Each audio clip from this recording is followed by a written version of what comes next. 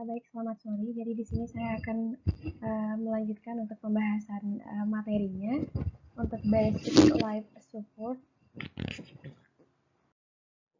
Jadi untuk istilah dari basic life support atau disingkat BLS atau yang dikenal juga dengan bantuan hidup dasar atau BHD ini adalah penanganan awal pada pasien yang mengalami henti jantung, henti napas, atau obstruksi jalan nafas.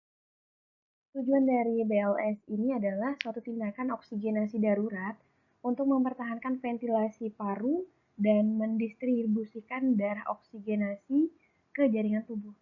Selain itu, tujuannya ini juga tujuan dari basic life support ini adalah usaha pemberian bantuan sirkulasi sistemik beserta ventilasi dan oksigenasi tubuh secara efektif dan optimal sehingga korban dapat bernafas secara normal kembali.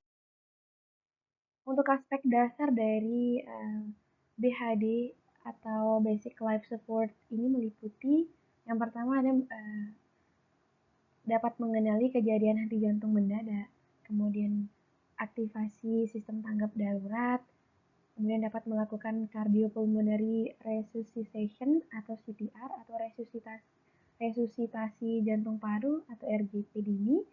Kemudian dapat mengetahui juga cara menggunakan Automate External Defibrillator atau AED.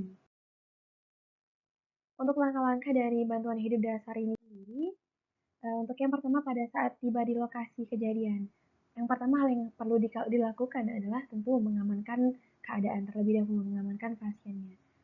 Kemudian melakukan evaluasi ancaman bahaya, kemudian evaluasi penyebab cedera atau mekanisme cedera, kemudian menghitung jumlah korban, dan untuk yang terakhir meminta pertolongan.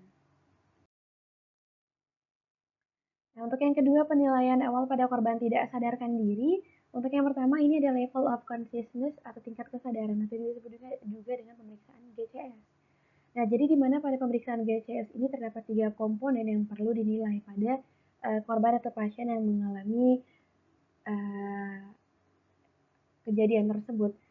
Untuk 3 komponen tersebut itu ada mata, eye respon, kemudian ada motorik atau motorik respon, dan ada verbal respon. Jadi di mana masing-masing dari 3 komponen ini memiliki masing-masing penilaian. Nah, di mana contohnya saja pada penilaian eye respon, di mana nanti ketika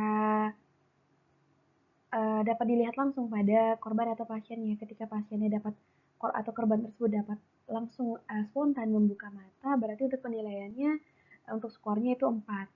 Dan jika memang pasiennya tersebut tidak ada respon, baik itu setelah diberikan rangsangan nyeri atau setelah dipanggil dengan namanya, itu tidak ada respon. Ini masing-masing memiliki nilai. Contohnya kalau tidak ada respon itu untuk skornya itu ada 1, kemudian untuk ketika diberikan rangsangan nyeri ada 2. Nah, begitu halnya juga dengan komponen dari motorik respon dan verbal respon. Jadi setiap komponen ini masing-masing memiliki penilaian. Nah, ketika untuk yang motorik respon ini ketika pasien atau korban tersebut dapat mematuhi perintah yang kita berikan, dapat mematuhi perintah yang kita berikan, seperti halnya kita menyuruh untuk mengangkat tangan atau melakukan suatu tindakan dan korban tersebut atau pasien tersebut dapat mematuhi perintah, berarti skornya tersebut 6. Dan begitu juga dengan verbal respon ini sendiri. Jadi ketika kita menanyakan ini di mana atau beberapa pertanyaan lainnya, dan ketika korban tersebut dapat berorientasi dengan baik, maka penilaian atau skornya itu dapat 5. Nah, setelah itu hasil dari penilaian tersebut dapat dijumlahkan. Nah, untuk standar dari untuk apa namanya, di mana pada penilaiannya ini contohnya saja kalau pasiennya ini dapat melakukan semua arahan yang kita berikan, itu berarti dia kompos mentis. Nah, tetapi jika tidak bisa sama sekali ketika kita menyuruh untuk ketika kita melakukan verbal respon, kemudian motorik respon, mata atau eye respon ini tidak ada respon, berarti untuk penilaiannya itu koma atau pasien sedang tidak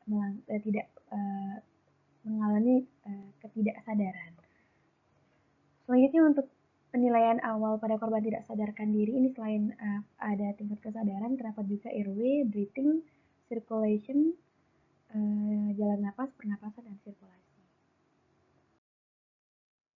Jadi di mana pada korban yang tidak sadarkan diri ini dengan mulut yang menutup terdapat metode untuk membuka jalan napas. Yang pertama ada head tilt atau chin lift teknik.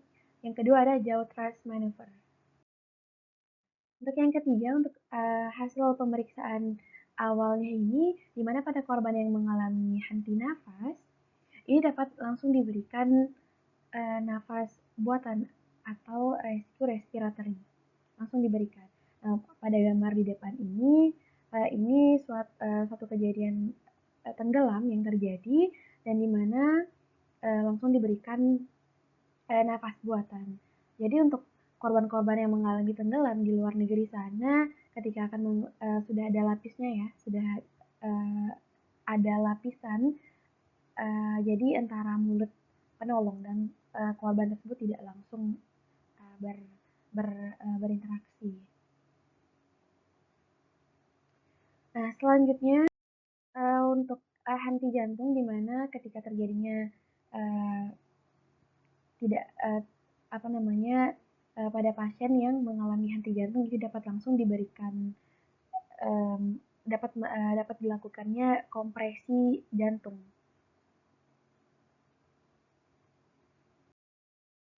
Nah, selanjutnya ini adalah defibrilator AED atau Alternate External Defibrillator AED. Jadi di mana ketika mendapatkan suatu korban, baik itu tenggelam atau satu korban lainnya yang dimana ketika belum tidak tersedianya alat AED ini dapat dilakukan terlebih dahulu kompresi atau seperti tadi atau napas buatan tadi. Nah, jadi ketika nanti AED ini tersedia langsung saja dipasangkan defibrilator ini. Jadi AED ini juga dapat membantu dari henti jantung yang terjadi pada pasien tersebut. Nah, mungkin itu saja yang bisa saya sampaikan. Mohon maaf apabila terdapat salah kata. Mohon dimaafkan. Semoga bermanfaat. Terima kasih.